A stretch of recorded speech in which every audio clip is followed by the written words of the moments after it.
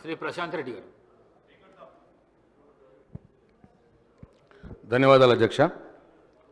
అధ్యక్ష, ఇది నా నియోజకవర్గంలోని భీమ్గల్ మున్సిపాలిటీకి సంబంధించినటువంటి విషయం అధ్యక్ష.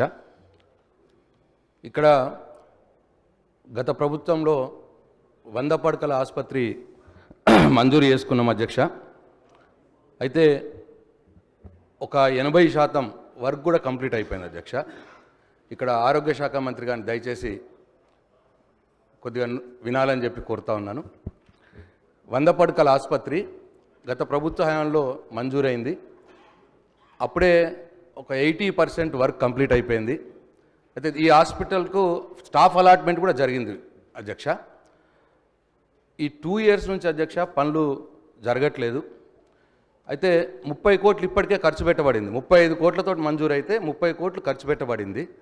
ఇంకొక 5 కోట్లు అంటే పాత ఖర్చు పెట్టిన దాంట్లో బిల్స్ ఇవ్వడం, ఇంకొక 5 కోట్లు దానికి విడుదల చేస్తే అది కంప్లీట్ అయిపోతుంది. ఎందుకంటే 2 years నుంచి స్టాఫ్ కూడా ఎక్కడెక్కడ వేరే హాస్పిటల్స్లో పనిచేస్తూ ఉన్నారు.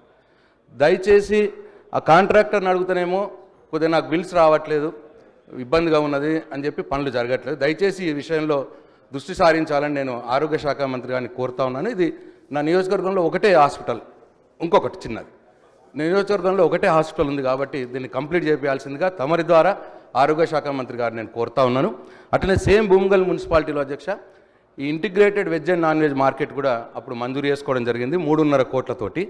దీంట్లో కూడా ఒక 2.5 కోట్ల వర్క్స్ కంప్లీట్ అయిపోయినాయి. ఇంకొక ₹1 కోటి వర్క్ మిగిలి ఉంది. అది కూడా కాంట్రాక్టర్ పాపం 60 లక్షలు 70 లక్షలు బిల్ రావాలి అని చెప్పి అది ఆపినాడు. ఈ విషయంలో కూడా నేను మున్సిపల్ శాఖ మంత్రి గారిని మీ ద్వారా లేదు శాసనసభ వ్యవహారాల మంత్రి గారిని నోట్ చేసుకొని చొరవ తీసుకొని ఈ integrated veg and non veg మార్కెట్లు ఆ కాంట్రాక్టర్స్కి బిల్స్ విడుదల చేపించి ఆ కొద్దిగా మిగిలి ఉన్న పనిని కంప్లీట్ చేస్తే మున్సిపాలిటీకి ఇంకొక 2-3 మాటలు ఎక్కువ మాట్లాడితే నాకు ప్రజల్లో